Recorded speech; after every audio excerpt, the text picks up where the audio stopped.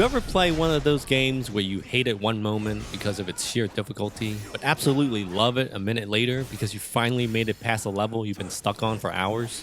Yeah, this is that game. A game that will piss you the hell off from constantly having to restart from the last checkpoint. A game with a steep learning curve, yet once mastered, opens up a whole plethora of gameplay options. I just can't put into words the satisfaction I felt from learning an enemy's attack pattern and being able to properly deflect each of its attacks. Yet, there were moments when I had to restrain myself from throwing the controller because of the finicky lock-on system. When there's a few enemies on screen, it's fine, but add any more and the game becomes a test of your patience. With some of these technical flaws, is the game still worth playing? Luckily, there are a few parameters in place to help ease the frustration. Here's my review of Wolong Fallen Dynasty for PlayStation 5. So, it's the latest game from Team Ninja, mostly known for Ninja Gaiden and Dead or Alive, but more recently, the Nioh franchise. And like Nioh, it's a third-person action role-playing Souls-like game. Ugh. I shudder every time I hear a game referred to as Souls-like. The game centers around a spirit bar, which is basically a stamina bar when you really think about it. All actions are tied to this spirit bar, so dodging, blocking, performing special attacks, and taking damage lowers your bar. You can see it taking effect with the red color there. If your bar drops too low, then you enter a stage called Spirit Disruption. It's just a fancy way of saying your character is stunned and open to an attack. On the other hand, there are things you can do to raise the spirit bar, evident in the blue color there, like successfully landing a regular attack, or by deflecting. Which brings me to the main mechanic this game is based on. Deflecting. You're either gonna live by it or die by it. It allows you to parry incoming enemy attacks, which in turn will lower an enemy's spirit bar. Yeah, that's right. The enemies in this game have a spirit bar as well, and it works the same way. When you really look at it, gameplay is essentially you trying to break down the enemy's spirit bar to a point where they're stunned so you can perform a critical attack. Time a parry incorrectly and your spirit bar then drops, running the risk of being stunned yourself. So it's a neat little push and pull system that might seem frustrating at first, but once mastered, makes combat extremely addictive and rewarding. Of course, it all sounds a lot easier on paper. In practice, it will take a lot of patience. These enemies are tough, especially that damn tiger. Some attacks are easy to spot, while others require you to hold your breath. Just kidding. Getting the timing down isn't the difficult part. That will come to you with practice and repetition. The issue is having to deflect an enemy while another is hitting you off screen. I'll get back to that a little bit later. And that's pretty much the gist of it. There are martial art moves, which are cool looking special moves you can use as well. Of course, these cost spirit, so use them accordingly. You're also given wizardry spells, which in my humble opinion are so useless. I don't even know if they're worth using. They take a ton of spirit to use and the damage output isn't even noticeable. I have better luck going in with my sword. So the other half of the game consists of the morale system. Every enemy in the game has a morale rank, basically a number above their head representing how powerful they are. You have one too, by the way. Defeating an enemy with a higher morale rank than yours will make you stronger. Conversely, losing to an enemy will make your morale number drop, but make the enemy stronger instead. Your morale rank can also be increased by finding battle flags scattered across each map. Now, these are basically checkpoints within the level. Finding one of these will restore your health, potions, and regenerate enemies in the area. Does that sound familiar to any of you Souls fans out there? Now, there's also something called a marking flag. Finding these will raise your fortitude rank. These are different from battle flags because they make it so when you die, your morale rank will never drop below a certain amount. Honestly, I wouldn't worry too much about it now. Once you play the game, you'll understand what it all means. Because the flags are scattered across each map, you're given a jump button to navigate the terrain. It does allow for some exploration, but more importantly, I think the jump button aids more in combat. Getting up to higher ground gives you a little breathing room to plan out your attack, or avoid the attack entirely. Jumping also gave me an alternative to deflecting. For some reason, I had trouble with this one boss who kept hitting me with her tail whip. I just couldn't get the timing down. In the end, I just saved myself the aggravation and jumped over the attack instead. So I like the addition of the jump button, but I'm still on the fence about the flag system. I don't know, I feel like if you're really good at deflecting enemy attacks, does the morale system make a difference? Wolong Fallen Dynasty takes place in a dark fantasy version of the Three Kings period. It is loosely based on real-life historical events and Chinese mythology. Now, I'm not an expert on the subject, so I can't say if any of it was accurate or not. The story is pretty forgettable, and quite honestly, hard to follow. It's about some elixir?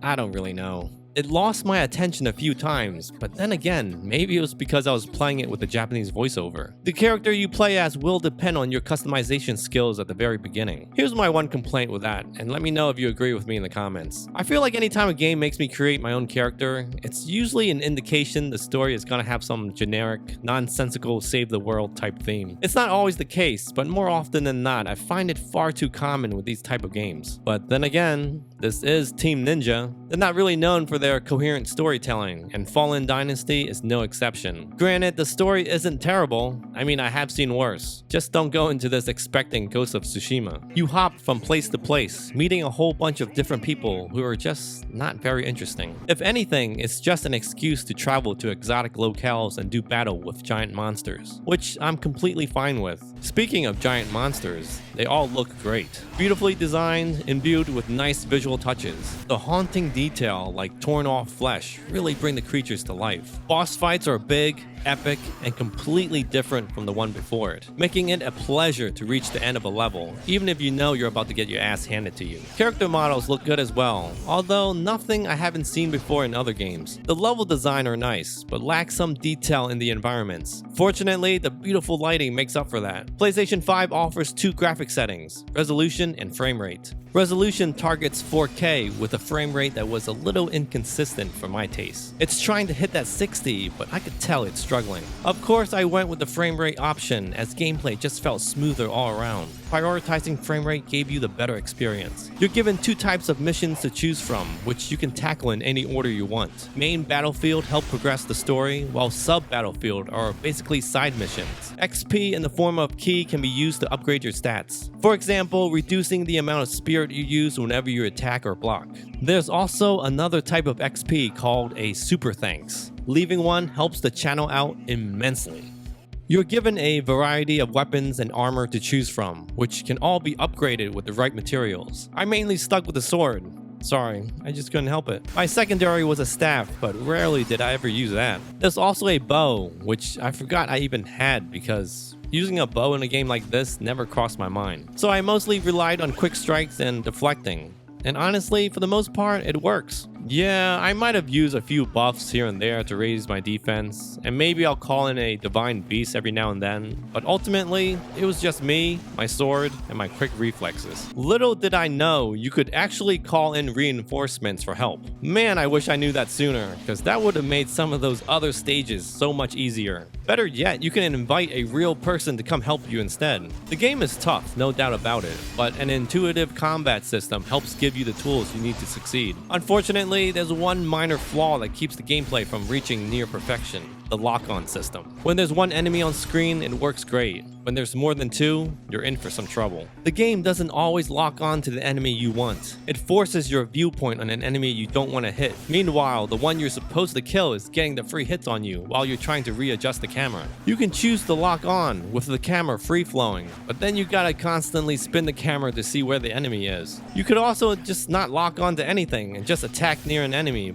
but unfortunately, this doesn't work well either. I guess the best option is to have your first attack automatically lock on to an enemy, and then decide whether you want to disengage or not, depending on the circumstance. It's frustrating as hell, and the main reason I die in this game. I just don't know where my target is. The enemies are tough, but I think I struggle with the lock-on system more than anything. Luckily, this doesn't ruin the game. You just need to be more vigilant on locking and unlocking your target. It's a minor nuisance that would have gone a long way had it been implemented better. You know what this game needs? A flying swallow move like you got in Ninja Gaiden. A move to quickly zip across the screen if you're ever in a tight situation. You know what this game doesn't need?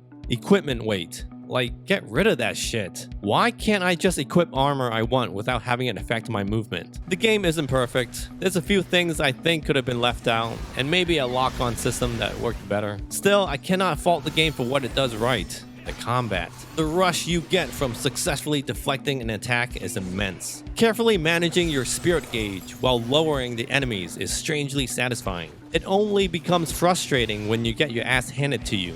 Those damn tigers, man. If you're a fan of Souls-like games and looking for a challenge, I cannot recommend this game enough. Wolong Fallen Dynasty comes highly recommended. Now, if you like this review and want to see what other games are available, check out the video on the screen right now.